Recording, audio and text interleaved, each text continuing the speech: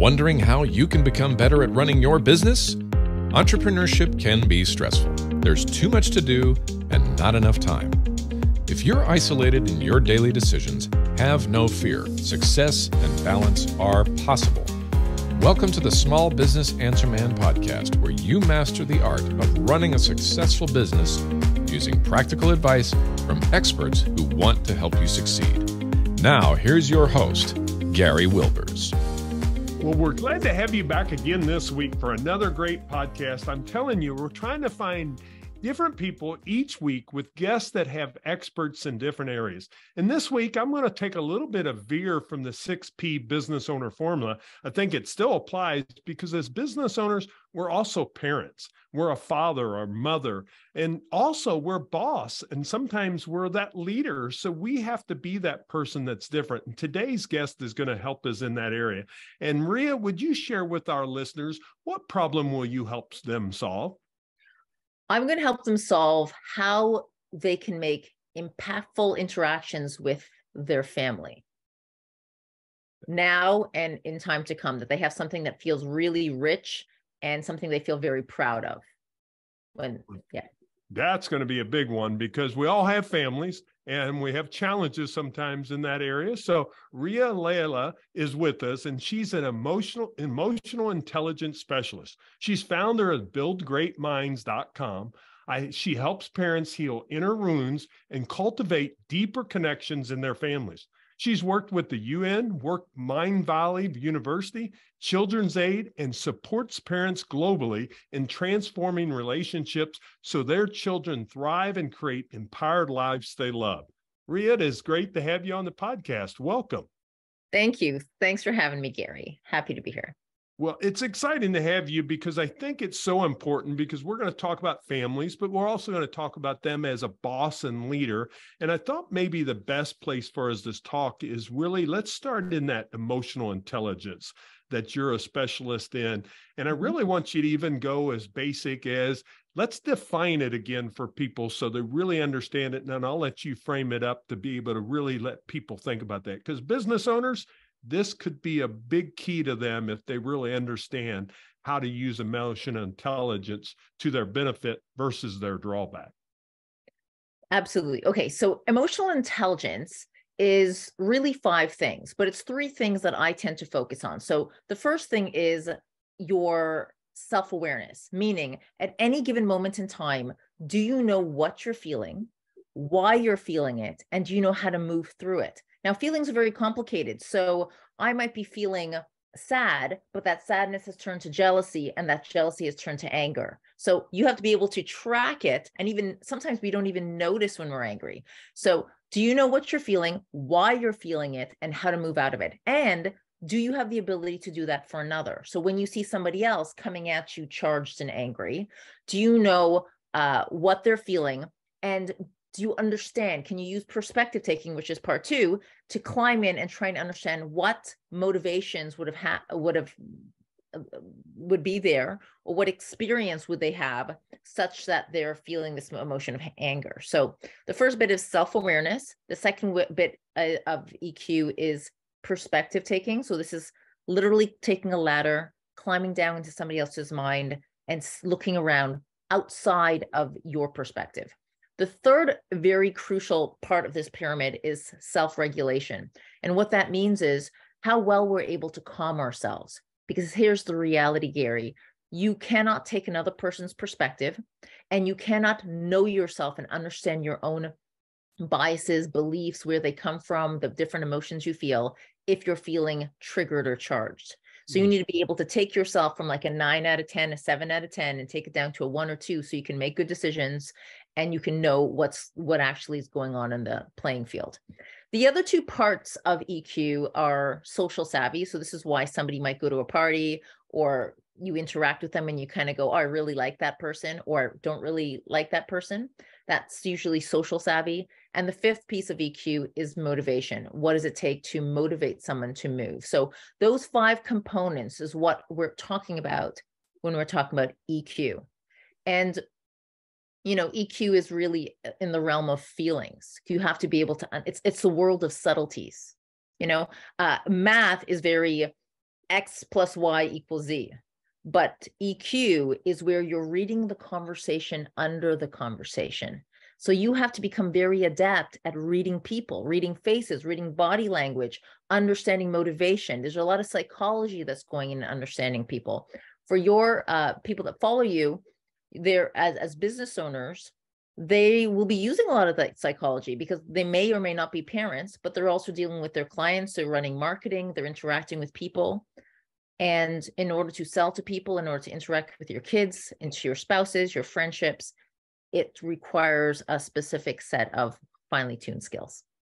Yeah, and it's one of those, to be quite honest, a lot of times for business owners, they're very busy, so it becomes a challenge. And when you're talking about what I always termed it as, it's kind of like the iceberg. It's what's not always seen. You may be able to see some of the facial emotions and stuff, but you don't know how that's triggering them underneath the water. And I always use the analogy of, kind of like the Titanic. It didn't sink because of what it saw.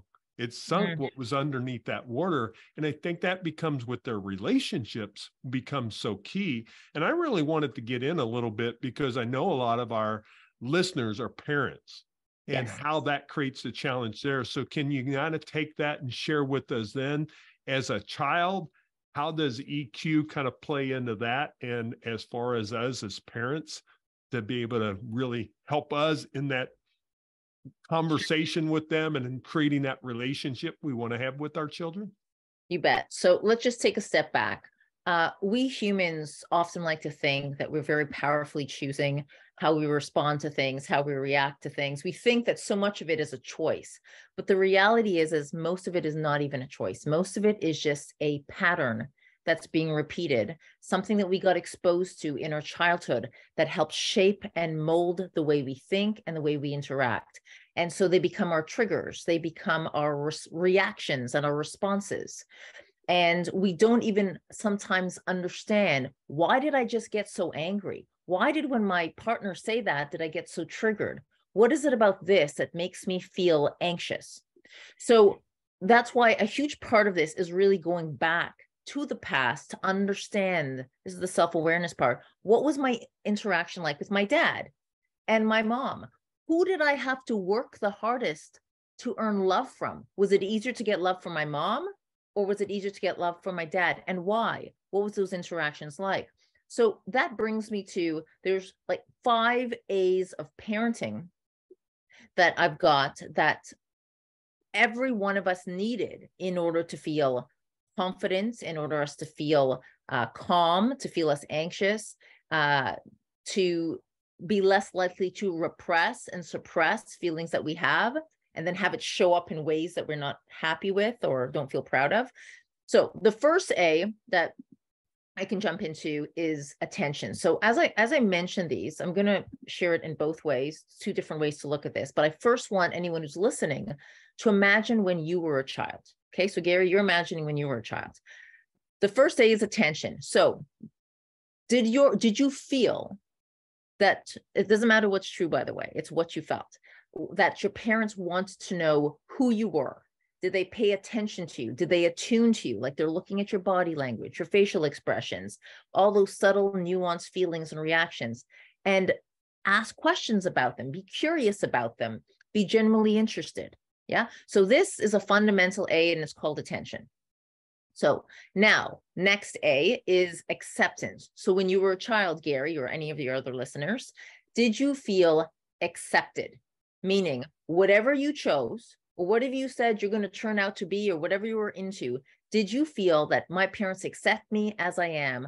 Or do you subtly feel that they're secretly trying to mold and shape and usher you into a particular direction? Yeah, this is what you should be. This is what, or be like me, right? Some version of that. Right. So this is also part of acceptance, is did you feel that their love is unconditional?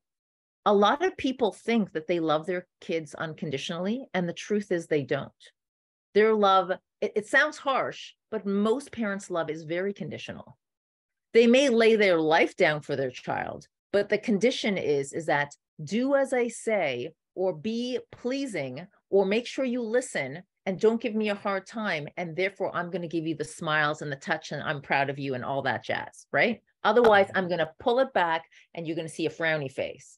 I'm going to secretly manipulate you by secretly, unconsciously pulling love away, right? That's not unconditional love. Okay, so that's acceptance. The third A is appreciation. So did you feel valued by your parents, not for your accomplishments? This is something that comes up a lot with people that are you know, successful or even working to build their success in life, is that they sometimes can be a bit type A, and they get caught up in what's my accomplishment? What have I done today? What have I achieved? That's great. But here's the thing. If your esteem is bent on what you accomplished, like suppose if I think I'm funny, right? I'm funny, I'm the life of the party. But all of a sudden I go to the party and I'm not funny that day. All of a sudden I think I suck because today I'm not funny and everyone's used to laughing. So notice I get a little hit every time I show up in a particular way. So we have to watch that we're not just being loved by, you know, what we're doing, but by who we are. So this is where parents don't play favorites, or they are appreciating you and you're noticing that based on their tone, their body language, their face lights up. They're just happy you exist.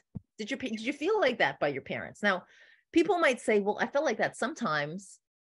I didn't feel like that sometimes. The question is, more times than not, did you feel this? And there were usually, by the way, I should mention, there are usually places where parents might have done well in the 5 A's and where they didn't.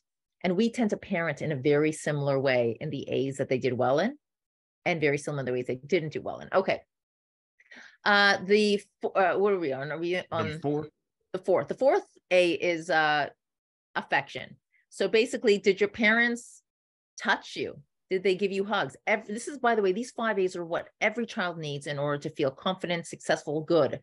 Affection. They hugged you. They kissed you. They said, I love you. They welcomed affection from you. Okay. It's pretty straightforward. And we're okay with your way of showing it. I have a son who's very he just wants to, he's 16, but he still wants to hug all the time. And then he's more like a dog. And then I have a daughter who's a bit more like a cat. So she's kind of, she doesn't want to be have me smother all over her, but there are moments. Same thing.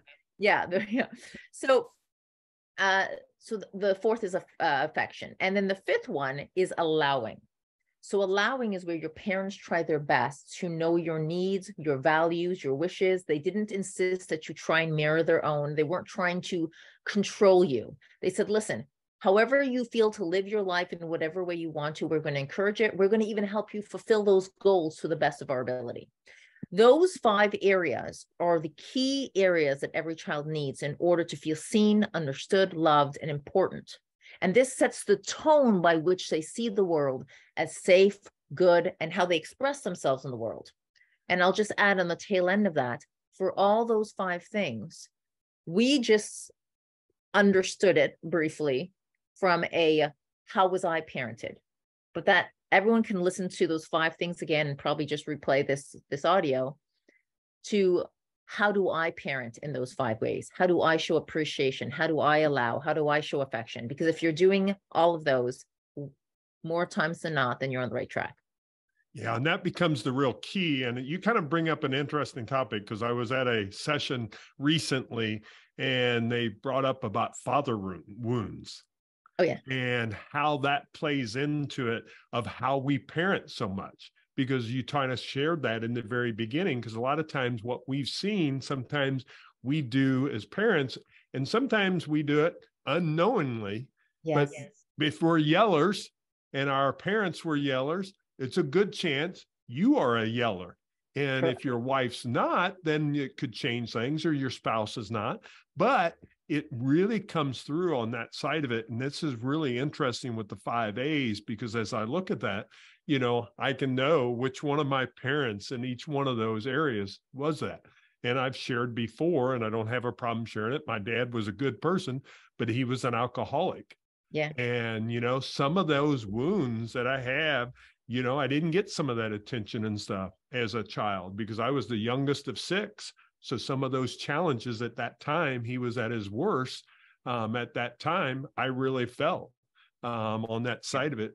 And it's kind of interesting how that kind of plays out. Now, I think I've not been perfect at all five. I don't want to say that. But of course, I've made some changes of that. It's one thing how I feel about alcohol. I do drink, but I, of course, am very cautious of what I do because I know I can easily gain that disease that's there. So I think that's why we're talking about this. So if you're wondering, why a podcast on this, I think it's so crucial because as parents, especially as business owners and entrepreneurs, you're so darn busy that sometimes we will do things that we think money will buy that happiness and take care of those things. And really what they want is more time from us in those 5 A's. It comes in attention, acceptance, appreciation, and those other areas. So I guess my question to you there is, we've kind of talked a little bit about that, but how do those childhood patterns kind of form us?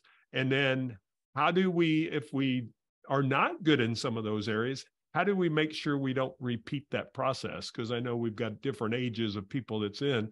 Mine now are 24, 22, and 20, but we can still make a difference as a parent to make sure that we've come all across and really let our children know that who they are and become that parent that we want to be also.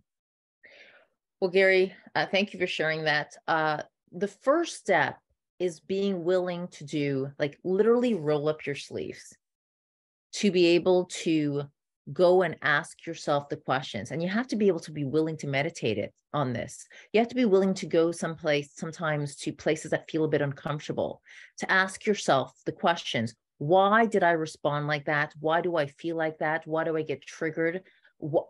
Because if you have, this is the self-awareness part. If you do not know that you're even yelling, or the kids are not staying away from, like, why? Or another way you could put it is, what do I want to create? Like, if I could go into like a dreamlike state where I could go, that's what I would consider a successful relationship with my children or people around me. But I don't have that. So to make it more practical, I always use, what would make my children come home for Christmas? Not out of obligation, not out of responsibility, but simply because there's no place on earth they'd rather be. So who would I have to be? How would I have to show up? And the recognition that my childhood, and this is for all of us, because all of us have our own trauma. And trauma is a word that's going on left, right, and center. But trauma doesn't have to be you were locked in a bedroom for 3 days and you couldn't come out.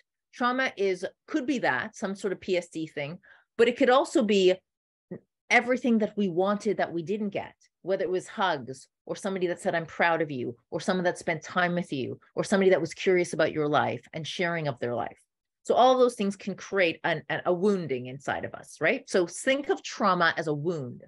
We have a wound and it gets triggered by the world around us, right? And so, yes, I mean, knowing is half the battle, but this is where I'm a big believer in asking for feedback. So one of the things I do with my children, probably since they were 4, is, remember, I have my blind spots and I only know what I know. So I can read things and I can go on my personal development journey, and that can give me some insights, and I can ask questions and I can meditate. But the other piece of it, so I can access my unconscious mind. Yes. But the other piece of it is, well, who's around me? In my case, I've got my husband and I've got my kids, and I've even got my siblings and close friends. So here's the question I ask them. I make them feel extremely safe, as if like the best way to love me is by giving me this feedback. And I go, what can I do to love you in the way you want to be loved? What is something that I'm doing that you feel love's not landing for you? And they might go, oh, no, you're great. Most people will tell you, no, you're great. No, everything's great. Don't even worry about it, because they don't want to hurt you. So you have to create a safety that they will tell you the thing that is in your blind spot. And when you get that, you get a choice to go, I don't want to hear it, and close your ears to it because it feels too painful to hear those words. And this is where the heroes emerge. And the heroes go, thank you. And then you can choose to dismiss it or not. But if you want to do heroic work, like you go to the emotional gym and build, then you can ask more questions, get very curious about it, and then you do something different the next day. So maybe they've noticed that you speak in a tone. I'm just going to give an example. And that's something that you want to shift. So if I got that information, I go, thank you. And this is what I'd say. I never say I'm never going to do it again. What I say is, you feeling loved by me is important. And before I die, I want to make sure you get loved in the way you want to be loved. And so I'm going to work on this, and I know I can do better. And this is important to me. So the next day comes, and then I work on my tone. And then I don't leave it to hope that they notice that. What I do is, I'm really working on my tone. How did I do just now? And then you get in real time, hey, you know what, Dad, or you know what, Mom, that was good. But what you're doing now is two ways. You're creating this feedback loop for you to straighten your shoulders and go, I'm doing well. Number two, the child learns that feedback is a really great thing. So they learn that to do that in their lives. And three, the relationship is saying, I'm in it to win it. I want to love you. And by the way, I think everyone on the planet is dying to be asked that question. How can I love you? Because then they can finally share something with you that's hurting their hearts. That is some great information. And that's one you're going to have to go back and listen. This is one of those podcasts you're going to have to go back and listen to. You're listening to the Small Business Answer Man podcast, and we'll be right back. You're working hard every day, but feel like no progress is being made? Between interruptions, distractions, and competing priorities, it's difficult to get your most important work done. With the full focus training, you will eliminate distractions, free up your time from interruptions, and finally focus on the projects and people that matter most. The virtual training will be covered over 2 days, August 22nd, 8:30 to 10:30 a.m. and August 23rd, 8:30 to 10:30 a.m. Central Time. New information will be covered each day. Now, our price is normally $197 per person, but because you're a listener to this podcast, we are offering it at a discounted rate of $97. To learn more or to sign up, go to show notes at smallbusinessanswerman.biz and click on the link, Full Focus Training. I look forward to seeing you on our virtual training. Make it a great day. And now back to the show. Well, some great information, but of course, people are so busy juggling multiple things. You've got the busy people on this podcast, They're running a business. They have employees. They've got all these things going on. So why spend the time and effort to really make that difference? Because I'm going to guess, because I'm a business owner myself, I'm going to guess that we're in the business of extraordinary. We're not in this to try and do things halfway. When we're in the game of extraordinary, we are into how do I make and amp my life up to the maximum of its potential, whether that's my business, but let's face it, if your home life's not going well, or your life with your kids, that's going to affect your business as well in some capacity. So let's assume we're all playing that game of how do I have the most extraordinary life possible? And trickling from that is business, friendships, relationships with my kids, with my spouse, with whoever might be in my life, then it's worth doing the work. Because if that's not solid, how you interact with your clients, how you interact with yourself and the world is going to be affected. And why do anything that steals from the extraordinary? So yes, your head's going to hurt sometimes. Yes, it's going to feel like effort, but it's worth it. It is so worth doing that work. Well, Rhea, some great information. I appreciate you really sharing with our audience today, because I talk about, Ascend is my company name. And the reason I named my company that way is Ascend is about climbing higher. But the thing is, it's not about getting to the top of the mountain by yourself. Yeah. And the thing is, no matter how much success you have in business, if you don't have the people that are closest to you there when you get to that journey, you're going to look down and be very lonely. It's going to be only you. So that becomes that other effort of why it's so important. You've got a great thing that you're willing to give our audience. I think it's 100 questions to help build those relationships. And that's on your website at buildgreatminds.com. Is that correct? You got to just go there and it's going to come out to you. And it's great for car rides, whether it's with your kids or with anybody that you want to make conversation with, but they allow you to go down a rabbit hole of conversation. And we'll have that in show notes. So it's buildgreatminds.com. Lots of resources there. I was on your website, looked at it. Lots of information that she shares, some great articles. I looked at a few of your articles that you wrote. So she's an expert in this field. So please check it out. She is also on LinkedIn, Facebook, Instagram, Twitter, YouTube. So you can find her all over the place. And she's doing some great things in this line of work and stuff. And we're just so glad to be able to get you on our podcast. Now, before I let you go, and it may follow up with something that you've said earlier, and that's fine, but I always ask every guest this final question is, what's your best business advice for business owners? Yes. Well, I know that every decision we make as humans is based on how we feel. Okay. And so it is really crucial to build and hone the ability to climb into not just the perspective of others, but the people's perspective of you. So meaning understanding, how are you experienced? How do people perceive you? Because how you're perceived will also trickle down into your business. And the next piece of it is, how do you use your perceptive abilities to climb into another person's world, whether it's your client, whether it's your customer, whether it's your children or your spouse? How do you understand what's going on for them? So that, to me, spending the time to understand perspectives, both for yourself and another human being, is one of the most important and crucial ways to spend your time, because your whole life changes. It's a superpower. Yeah, it becomes you're become a relationship builder. Yes. And that becomes the real key. So I really appreciate your time. Remember, go to her website, buildgreatminds.com, 100 questions to ask to build relationships. Get that download from her. Check out her website. Check out some of those articles, and you can check her out on the social media channels. We'll have all that in show notes. Rhea, it is just so great to have you on the podcast. Thank you again for saying yes. And I'm so great that I got to meet you in person, saw her present some material at an event that I was at that I wasn't hosting, but someone else was hosting. It's just so nice that you said yes to join us today. It's great seeing you again, Gary. And thank you for having me. This was fun. Well, I appreciate everyone being here. We took a little bit of detour, but this is a big one because you have families. You have relationships with employees. So my action for you is just going to be, take an inventory, write down 5 people that you need to really make a little bit of better effort, and go back to those 5 A's of attention, acceptance, appreciation, affection, and allowing. And how are you progressing in those 5 relationships that you're looking at? And we all can improve. I mean, there was things going on in Gary's head as she was talking about that. I've got to work on this with not only my children, but also people that I interact with each and every day. So make that effort. When you make that effort, you change lives. And guess what? The biggest part is you'll change your own life. And that becomes the most important. Join us again next week. We'll have another great guest for you. Make it a great day. Thanks for joining us.